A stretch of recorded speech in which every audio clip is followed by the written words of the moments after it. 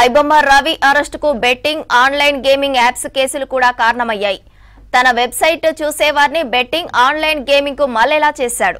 దీంతో బెట్టింగ్ కంపెనీల నుంచి రవికి భారీగా డబ్బులు వచ్చాయి. బెట్టింగ్ కేసు దర్యాప్తులో నిధుల ప్రవాహాన్ని ట్రేస్ చేస్తూ వెళ్లినా పోలీసులకు లింక్ దొరికింది. బెట్టింగ్ యాప్ నిర్వాహకులు ఐబొమ్మ రవి మధ్య భారీ స్థాయిలోనే లావాదేవీలు నడిచినట్లు గుర్తించారు. ఐబొమ్మ రవి అరెస్టుకు బెట్టింగ్ ఆన్లైన్ గేమింగ్ యాప్స్ కేసులు కూడా కారణమయ్యాయి. తన వెబ్సైట్ చూసేవారిని బెట్టింగ్ ఆన్లైన్ గేమింగ్ కు మళ్లేలా చేశాడు.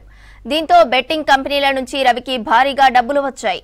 బెట్టింగ్ కేసు దర్యాప్తులో నిధుల ప్రవాహాన్ని ట్రేస్ చేస్తూ వెళ్లిన పోలీసులకు లింక్ దొరికింది.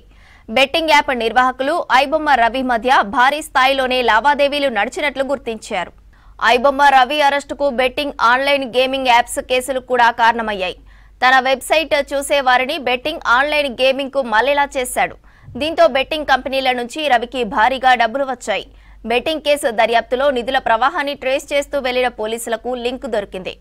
బెట్టింగ్ యాప్ నిర్వాహకులు ఐబొమ్మ రవి మధ్య భారీ స్థాయిలోనే లావాదేవీలు నడిచినట్లు గుర్తించారు.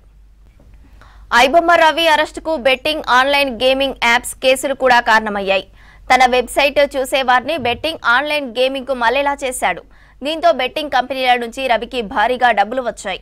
బెట్టింగ్ కేసు దర్యాప్తులో నిధుల ప్రవాహాన్ని ట్రేస్ చేస్తూ వెళ్లిన పోలీసులకు లింక్ దొరికింది. బెట్టింగ్ యాప్ నిర్వాహకులు ఐబొమ్మ రవి మధ్య భారీ స్థాయిలోనే లావాదేవీలు నడిచినట్లు గుర్తించారు. ఐబొమ్మ రవి అరెస్టుకు బెట్టింగ్ ఆన్లైన్ గేమింగ్ యాప్స్ కేసులు కూడా కారణమయ్యాయి. తన వెబ్సైట్ చూసేవారిని బెట్టింగ్ ఆన్లైన్ గేమింగ్ కు మళ్లేలా చేశాడు. దీంతో బెట్టింగ్ కంపెనీల నుంచి రవికి భారీగా డబ్బులు వచ్చాయి. బెట్టింగ్ కేసు దర్యాప్తులో నిధుల ప్రవాహాన్ని ట్రేస్ చేస్తూ వెళ్లిన పోలీసులకు లింక్ దొరికింది. బెట్టింగ్ యాప్ నిర్వాహకులు ఐబొమ్మ రవి మధ్య భారీ స్థాయిలోనే లావాదేవీలు నడిచినట్లు గుర్తించారు. ఐబొమ్మ రవి అరెస్టుకు బెట్టింగ్ ఆన్లైన్ గేమింగ్ యాప్స్ కేసులు కూడా కారణమయ్యాయి. తన వెబ్సైట్ చూసేవారిని బెట్టింగ్ ఆన్లైన్ గేమింగ్ కు మళ్లేలా చేశాడు. దీంతో బెట్టింగ్ కంపెనీల నుంచి రవికి భారీగా డబ్బులు వచ్చాయి. బెట్టింగ్ కేసు దర్యాప్తులో నిధుల ప్రవాహాన్ని ట్రేస్ చేస్తూ వెళ్లిన పోలీసులకు లింక్ దొరికింది. బెట్టింగ్ యాప్ నిర్వాహకులు ఐబొమ్మ రవి మధ్య భారీ స్థాయిలోనే లావాదేవీలు నడిచినట్లు గుర్తించారు. ఐబొమ్మ వెబ్సైట్ బ్లాక్ పై మరిన్ని డీటెయిల్స్ అజయ్ అందిస్తారు. అజయ్, అసలు రవి ఎక్కడి నుంచి వచ్చాడు, ఎలా దొరికిపోయాడు?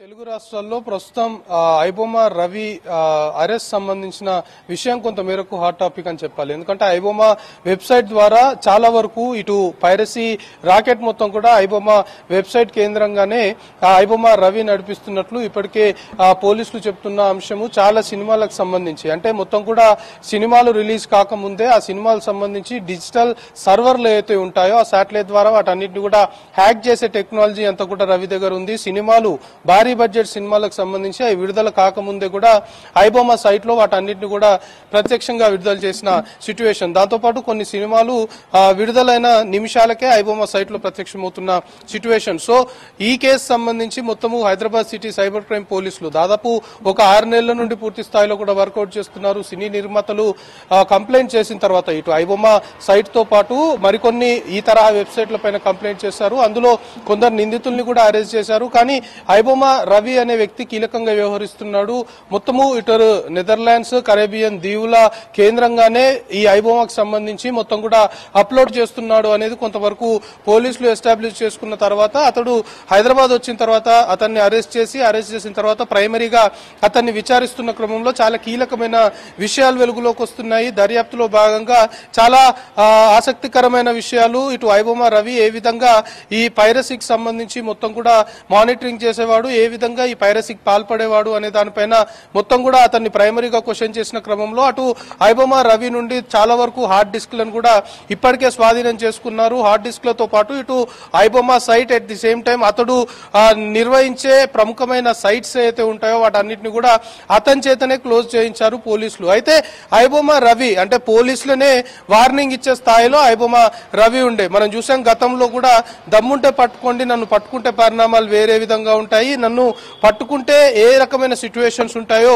మీరే చూస్తారు, నన్ను దమ్ముంటే పట్టుకోండి అంటూ హైదరాబాద్ సిటీ పోలీసులకు వార్నింగ్ ఇచ్చాడు. సో అప్పటి నుండి సిటీ పోలీసులు కూడా దాన్ని చాలా సీరియస్ గా తీసుకొని మొత్తం కూడా ఐబొమ్మ రవికి సంబంధించి వేటను ముమ్మరం చేశారు. సో హైదరాబాద్ వచ్చిండు అనేది తెలిసిన తర్వాత పట్టుకున్నారు. కానీ ప్రస్తుతం దర్యాప్తులో భాగంగా ఐబొమ్మ రవి పోలీసులకు ఎలా చిక్కాడు అనేది అందరికీ ఒక క్వశ్చన్ మార్క్ ఉంది. కానీ ప్రస్తుతం మనకు అందుతున్న ఇన్ఫర్మేషన్ బట్టి ఐబొమ్మ రవి ఏదైతే ఈ ఐబొమ్మ వెబ్సైట్ లో ఇటు I1X బెట్ సంబంధించి బెట్టింగ్ యాప్, గేమింగ్ యాప్ సంబంధించిన ప్రకటనలు కూడా ఇందులో ఐబొమ్మ వెబ్సైట్ లో పెట్టేవాడు. సో ఈ ఐబొమ్మ వెబ్సైట్ లో ఆ ప్రకటనలు వచ్చినప్పుడు దాని మూలంగా కూడా ఇటు ఐబొమ్మ రవికి పెద్ద మొత్తంలో ఇటు బెట్టింగ్ యాప్స్, గేమింగ్ యాప్స్ సంబంధించి కావచ్చు వాళ్ళ నుండి ఇటు ఆర్థిక లావాదేవీలు భారీగా జరిగినట్లు కూడా గుర్తించారు. మరొక వైపు ఆల్రెడీ హైదరాబాద్ పోలీసులు బెట్టింగ్ యాప్స్ పైన చాలా సీరియస్ గా ముందుకెళ్తున్న క్రమంలో బెట్టింగ్ యాప్స్ సంబంధించి ఏ బెట్టింగ్ యాప్స్ ద్వారా ఎవరెవరు లబ్ధి పొందుతున్నారు, ఎవరు ఈ బెట్టింగ్ యాప్ సంబంధించిన ప్రమోషన్స్ కావచ్చు లేకపోతే బెట్టింగ్ యాప్ సంబంధించి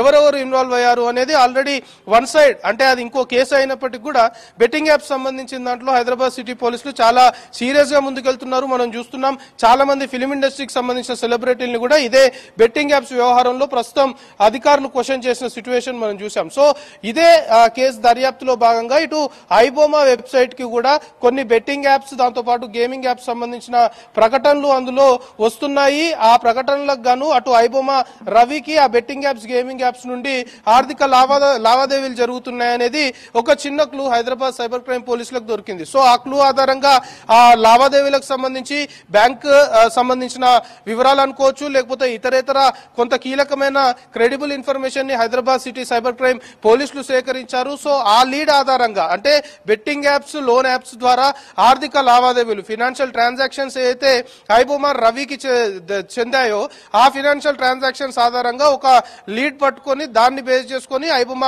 రవిని ప్రస్తుతము అరెస్ట్ చేసినట్లు మాత్రం మనకు కొంతమేరకు సైబర్ క్రైమ్ పోలీసుల నుండి ఇన్ఫర్మేషన్ అందుతుంది. సో ఓవరాల్ గా ఇటు పైరసీకి సంబంధించి అంటే తెలుగు ఫిలిం ఇండస్ట్రీని ఒక విధంగా పైరసీ రాకెట్ అనేది చాలా ఏళ్లుగా కూడా ఇబ్బందులకు గురి చేస్తుంది. కోట్ల రూపాయల వ్యయంతో నిర్మించిన చిత్రాలు కూడా అవి రిలీజ్ కాకముందే కొన్ని అత్యాధునిక టెక్నాలజీకి సంబంధించిన హ్యాకర్లతోటి వాటన్నిటిని కూడా డిజిటల్ సర్వర్లని హ్యాక్ చేసి ముందుగానే ఐబొమ్మ సైట్ లో అప్లోడ్ చేస్తున్న సిచ్యువేషన్. సో ఈ విధంగా ఒక విధంగా తెలుగు ఫిలిం ఇండస్ట్రీకి సంబంధించి నిర్మాతలంతా కూడా చాలా సీరియస్ గా దీనిపైన హైదరాబాద్ సిటీ పోలీసులు ఇటు హైదరాబాద్ సైబర్ క్రైమ్ పోలీసులకి సివి ఆనంద్ సిపిగా ఉన్నప్పుడు ఫిర్యాదు చేశారు. సో అప్పటి నుండి కూడా ఈ ఫిర్యాదు పైన కొంతమందిని అరెస్ట్ చేశారు. కొంతమంది హైదరాబాద్ కేంద్రంగానే కొన్ని థియేటర్స్ ని టార్గెట్ గా చేసుకొని ఈ విధంగా హై అండ్ కెమెరాస్ తోటి మూవీస్ రికార్డ్ చేసి వాటిని విడుదల చేస్తున్నాము వెబ్సైట్లలో అంటూ చెప్పారు. కానీ మొత్తం కింగ్ పిన్ గా ఉన్నటువంటి ఐబొమ్మ రవికి సంబంధించి ఇతడు విదేశాల్లో ఉండి ఇదంతా కూడా